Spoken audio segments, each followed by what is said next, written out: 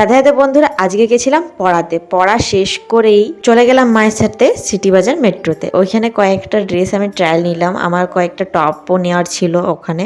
And দুর্গাপুজোর শপিংও করার ছিল। দুর্গাপুজোকে এত বেশি দেরি নেই, এখন তো শপিং করতেই হবে তাই না?